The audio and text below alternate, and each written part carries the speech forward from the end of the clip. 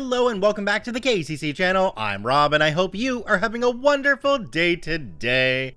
Today, I have a bit of an odd one for you that we're going to start out a little bit differently. So we're going to jump right into the story, and after the first paragraph, I'm going to come back to the title. Let's jump right in.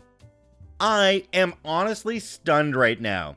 My fiance Kim, I have just learned, is completely insane. She took some days off work this week, sick, and avoided seeing most people in person. She claimed she was feeling sick and just wanted to stay home alone. She has never given me any indication that she would lie about this in the 6 years we've been together. No one in her family had any worries because she was a stable individual who would never do anything crazy. She got a face tattoo. Alright, back to the title. This one comes to us from Dapper Lemon 7495. It's titled, "My fiance got a face tattoo without talking to anyone." Picking up where we left off, she took 3 sick days from work to recover from the fact that she got a face tattoo. She told no one of this plan beforehand. I have never, in our time together, been talked to about tattoos by Kim. She showed no indication that she was even interested in getting any. I was not even the first to learn. Her sister visited her because she got worried after Kim canceled a meeting with her for lunch on her 3rd day sick and got the grand reveal. She didn't tell anyone beforehand because she didn't want to be talked out of it, and hid the results because the swelling and redness were so bad that we would react badly and not be able to understand the artistic meaning. Kim is Asian American. She got Japanese symbols going down her forehead and under her eye. I don't know the meaning of them. I don't really know if I care to know the meaning of them. Kim's parents are Japanese immigrants. According to her sister, who was nice enough to inform me of this whole debacle, this is a big no-no in Japanese culture. Tattoos have links to crime and are looked down upon. Her parents are beside themselves, and that is a whole other set of drama I can't even begin to approach. Kim talked to me last night about it and acted offended and started a fight because I told her it was absolutely insane of her to do this. She works a public-facing job. She talks face-to-face with clients in the financial industry. The minute her boss finds out, the career that she went to school for will be over. She actually didn't consider her job or family or me at all, and decided a long time ago she was going to express herself freely without any concerns. I'm worried about her right now. This is not normal. She blocked my number after our fight and is ghosting me and her sister because we're trying to help. But dear Lord, this is far beyond me. I cannot comprehend what I'm even supposed to do right now. Kim's lost her mind. Is there any chance I will be happily married to this? A woman who went and got a face tattoo and hid that fact because she knew we would all talk her out of it? Dear Lord, I really need to run, don't I? OP added an update down below. It says, wow, this got some attention, huh? I read through the replies, but I can't really respond to all of you, so I'll just update here. The engagement is pretty much off. Kim has told me she never wants to see me again, and I woke up this morning with her ring and a box of stuff I gave her on my porch. I don't know what's going on with her. Her sister and family have been trying their best, but nothing on their end is working. I brought up to her sister the idea that this is a mental breakdown and they are looking into getting her help. It's painfully slow, considering Kim is not responding to anything and is refusing to talk to anyone. I really don't know what to say here, I guess. To answer some questions, Kim is 29 and I'm 28. In the 7 years I've known her, she has never acted like this at all. She had a good relationship with her parents, and while they were a bit overbearing at times, they supported her in going to college and getting a career rather than starting a family. From what I've gathered, they probably would have been fine with any tattoo she got as long as it was not on her face, neck, or hands. Even then, this kind of behavior is as far from Kim as I could have imagined. She just lost her mind out of nowhere. It's not like I can do anything about it either. She's blocked my number and does not want to see me. I'm just at a loss for words. One day I'm engaged, and the next I'm not, and my ex has a face tattoo. Jumping down to the comment section on this one, there's one from a user called ThrowItAway1510. It says, I am sitting next to my friend who took over her father's tattoo shop, and one of the big 3 rules that she took from her dad and has the tattoo artist under her employment follow is no face tattoos as a person's first tattoo. Definitely understand that rule, and it's a good one to have in place. It does sound to me like OP's ex is going through a bit of a mental breakdown, but there might be some illicit substances involved as well. Let's jump into the update and see what happened. Alright, OP's update is called Update, My Fiance Got a Face Tattoo Without Talking to Anyone. Ex-fiance had a mental breakdown, got a face tattoo, and did everything she could to ruin her life. Now, she wants to pick up the pieces, but I want her to take responsibility for what she did to me. About 9 months ago, my ex-fiance Kim got a face tattoo without telling anyone. This was just the start of her doing everything she could to ruin her life. She broke up with me and called off our 7-year relationship when I questioned why she did this. She worked in a client-facing job for an incredibly large financial institution and was let go within a month of showing back up for work after getting the tattoo. I kept in contact with Kim's sister, hoping for some news. They tried to get her help as they thought she was having some kind of psychotic break. However, she eventually called the police on her own family, claiming they were harassing her. After that, I decided to just walk away. Kim didn't just destroy her own life. When she broke up with me, I felt numb. I knew this wasn't Kim doing this. I wanted to believe deep down that Kim was always like this. Always this impulsive, crazy, who would ruin her life by getting a face tattoo. I tried to convince myself that I had not lost a wonderful woman who I'd spent 7 years of my life with.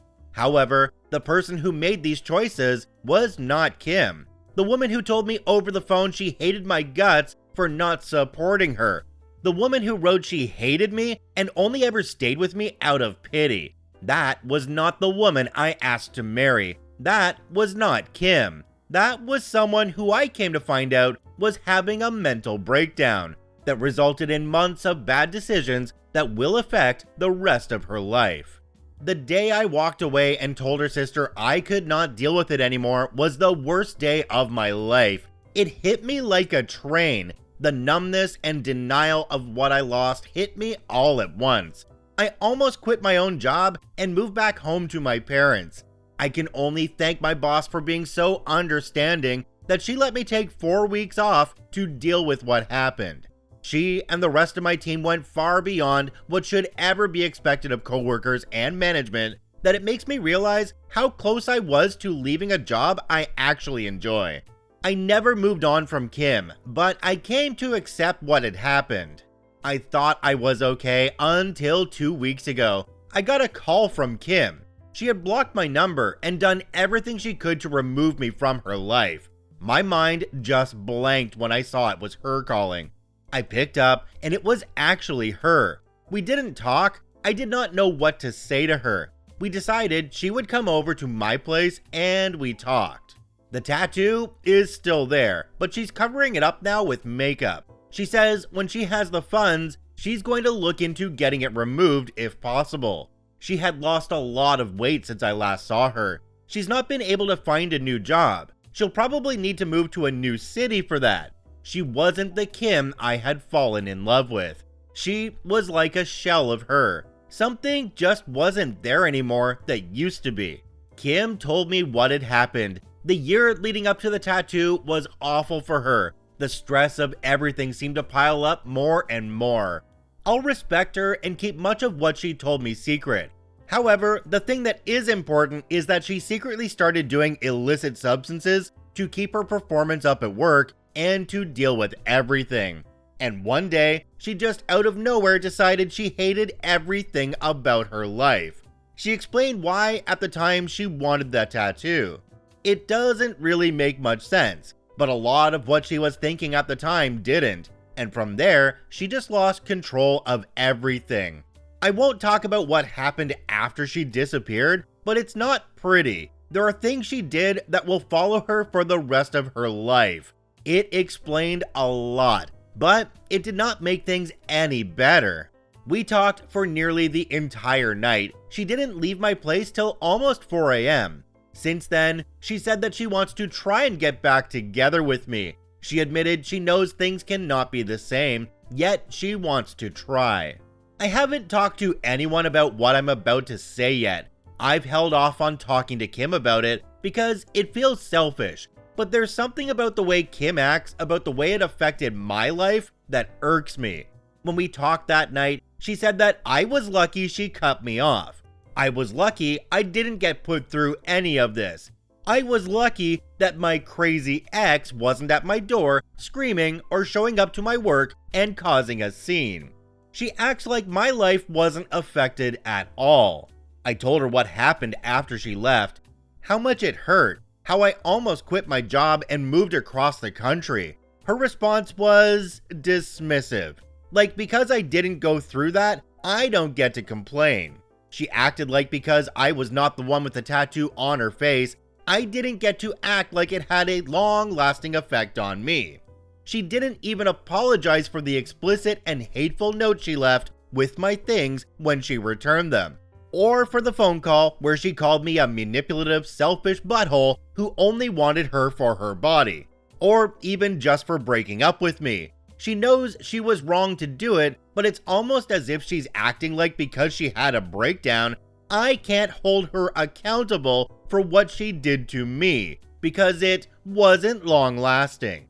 I texted her last night saying how hard it was for me when she left. She ignored it entirely and tried to move on. No acknowledgement at all. I don't know why, but it hurt me. It hurt me so much.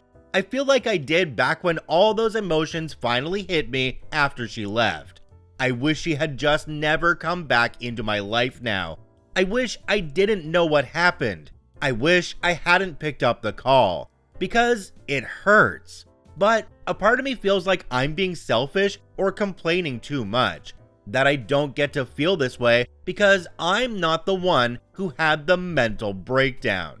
Jumping down to the comment section on this one, we have one from a user called Smartway1246. It says, "You are not being selfish. You are choosing yourself. She may have been going through a breakdown all those months ago, but she also chose herself over you, her family, and her career.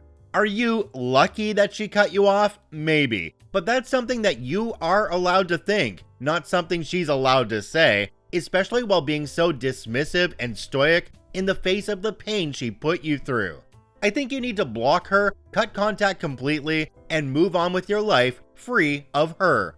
You need to protect yourself emotionally and psychologically, and keeping in contact with her is not the way to do that. Be safe." I don't know, I feel like something's missing from this story because we're not getting the other side of it from her, but why couldn't she talk to him in the first place about all these things that were bugging her? She just went to illicit substances and making dumb decisions, and she didn't talk to her family or her fiance at all.